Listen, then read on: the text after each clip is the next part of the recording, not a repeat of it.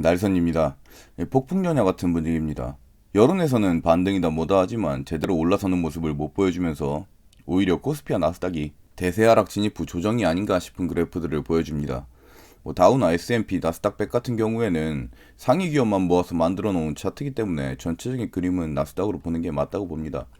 특히 우리나라 코스피는 거래량이 연일 바닥을 치면서 펀더멘탈이 흔들리고 있음을 보여줍니다.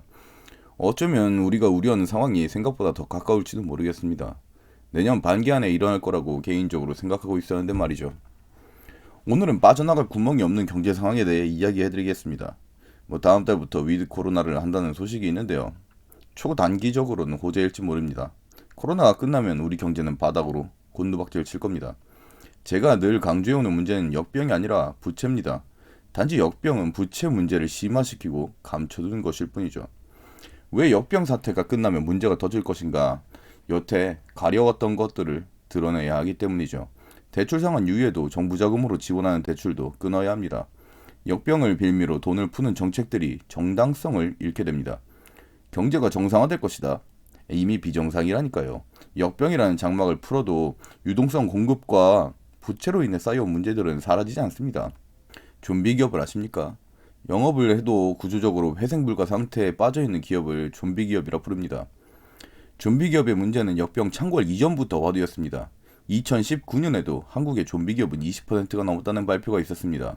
이건 비단 한국뿐만의 문제는 아니었죠. 유동성의 과잉 공급으로 인한 투자처 상실, 세계가 유동성 함정에 빠졌다, 부채가 터질 것이다 라고 예측하기에 이르렀으니까 말이죠. 그런데 너무나도 시기적절하게 역병이 창궐합니다. 그리고는 돈을 풀어 생긴 문제를 다시 돈을 풀어 덮었습니다. 그 과정에서 좀비 기업들이 세계적으로 폭증했으면 말을 하지 않아도 당연한 것이죠. 부채는 끝을 모르고 치솟았고 금리가 오른다면 세계 많은 국가와 기업들이 구조적 회생불가 상태에 빠지게 될 겁니다.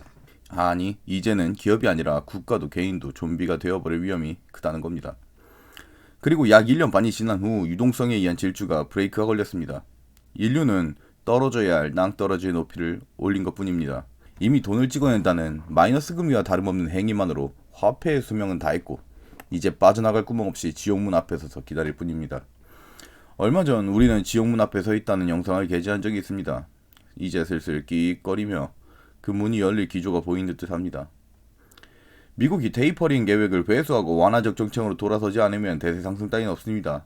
이미 지난 10년간 세계의 성장은 그렇게 진행되어 왔습니다. 기업의 실적이니 뭐니 이제 와서는 소용없는 일입니다. 어떤 기업도 소비자의 구매력이 건실하지 못하면 성장할 수 없으니까요. 그렇다고 완화적 정책을 다시 펼친다? 인플레이션이 가중될 겁니다. 오래 지속되지 못하겠죠. 그 어떤 기업도 소비자의 구매력이 건실하지 못하면 성장할 수 없으니까요.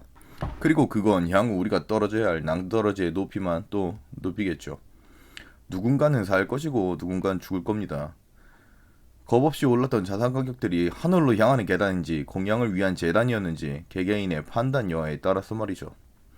연준의 완화 정책은 세계인들로 하여금 굉장히 잔인한 선택을 하게끔 만들었습니다. 가만히 있으면 상대적으로 빈자가 되게끔 자산 가격을 올리는 동시에 타이밍이 늦거나 방법이 틀렸다면 어떤 시점에서 다 죽게 만드는 거죠. 그리고 유동성으로 인해 산적했던 문제들이 터져나가기 시작하면 건실했던 국가, 기업, 개인도 휘말려 쓰러지게 될 위험이 대단히 높다는 겁니다. 각자 도생의 시기가 온 것 같습니다. 일단 저는 안전벨트 채우겠습니다. 날선이었습니다. 시청에 감사드립니다. 여러분의 좋아요, 댓글, 구독, 좋은 영상으로 보답드리겠습니다.